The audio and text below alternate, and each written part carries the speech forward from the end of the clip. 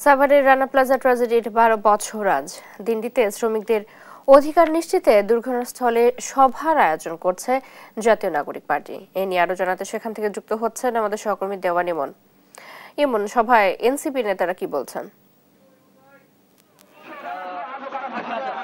চৈতি, আপনাকে ধন্যবাদ। আমি এই মুহূর্তে রয়েছি সাভারের রানা প্লাজা ধসের যে স্থানটি সেখানে, এবং এখানে কিন্তু আজকে সকাল থেকে আমরা দেখছি যে আজকে যেহেতু রানা প্লাজা ধসের একযোগ পূর্তি হলো আজ থেকে ঠিক ১২ বছর আগের এই দিনে কিন্তু এইখানে রানা প্লাজার যে ভবনটি ছিল সেটি ধসে পড়ে, এবং এই ঘটনায় কিন্তু আপনি যেমনটি জানেন যে ১,১৩৮ জন শ্রমিক কিন্তু নিহত হয় এই দুর্ঘটনায়, এবং পাশাপাশি কিন্তু ২,০০০-এর মতো শ্রমিক এই ঘটনায় পঙ্গুত্ব বরণ করেন।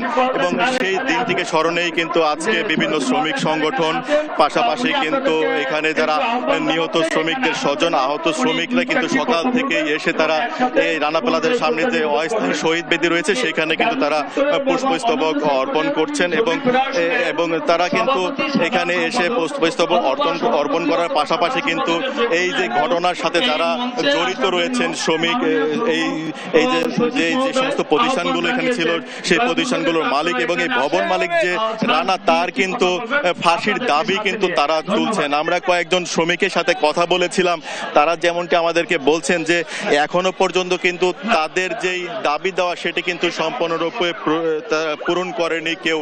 সরকারের পক্ষ থেকে তাদের শুরুতে এই ঘটনার পরবর্তীতে যে পরিমাণ অনুদান তাদেরকে দেওয়া হয়েছিল সেই অনুদান কিন্তু খুবই নগণ্য বলছেন তারা বলছেন যে তারা এখনো পর্যন্ত 4টি দাবি করছেন। সেই দাবিগুলোর মধ্যে রয়েছে এক জীবন সমপরিমাণ তাদেরকে ক্ষতিপূরণ দিতে হবে, পাশাপাশি তাদের চিকিৎসার যে ব্যয় সেটি কিন্তু তারা আজীবন তারা চান, এবং এই যেই স্থানটিতে রানা প্লাজার ভবনটি ছিল সেই ভবনের স্থানটিতে তাদের জন্য একটি বাসস্থান তৈরি করে দেওয়া, পাশাপাশি কিন্তু এই ঘটনায় যারা জড়িত তাদেরকে দৃষ্টান্তমূলক শাস্তি, অর্থাৎ এই রানার ফাঁসি সহ যারা গার্মেন্টস মালিক ছিল তাদেরকেও যেন ফাঁসির আওতায় আনা হয়। এইসব দাবিতে কিন্তু তারা এখানে কিন্তু সকাল থেকে আমরা দেখেছি যে ফুল দিয়ে শ্রদ্ধা নিবেদনের পর কিন্তু বিক্ষোভ করছেন।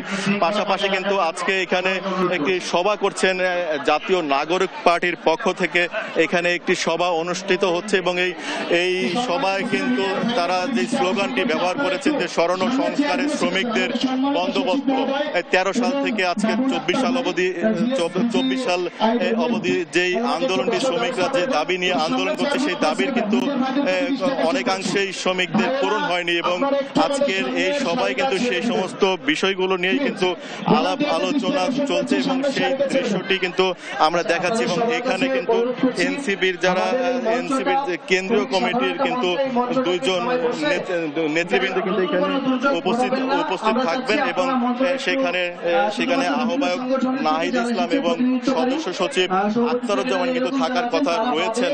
তো যারা শ্রমিক রয়েছেন তারা যেমনটি বলছেন যে এই যে দুর্ঘটনার বাংলার ইতিহাসের সবচেয়ে জঘন্যতম যে দুর্ঘটনা ঘটেছে, বাংলার ইতিহাসে যে সবচেয়ে বড় যে শিল্প দুর্ঘটনা ঘটেছে, যেই দুর্ঘটনার মধ্যে দিয়ে 1000-এর অধিক লোকের যে প্রাণহানির ঘটনাটি ঘটেছে, এই ঘটনার রোধে কিন্তু এখনো পর্যন্ত কিন্তু পোশাক শিল্পে এই ধরনের ঘটনা যেন ভবিষ্যতে না ঘটে সেই বিষয়ে কিন্তু কোনো ধরনের ওইভাবে পদক্ষেপও কিন্তু আমরা নিতে দেখিনি। তাই সকলের দাবি যে আগামীতে যেন এই ধরনের কোনো ঘটনা না ঘটে সেদিকে যেন সকলের সোচ্চার হয়, পাশাপাশি যেন শ্রমিকদের যে দাবি দেওয়াগুলো আছে সেগুলো যেন অচিরেই মেনে নেওয়া হয়। তো এই ছিল আমার কাছে সাভারের রানা প্লাজা থেকে সর্বশেষ খবর। চৈতি।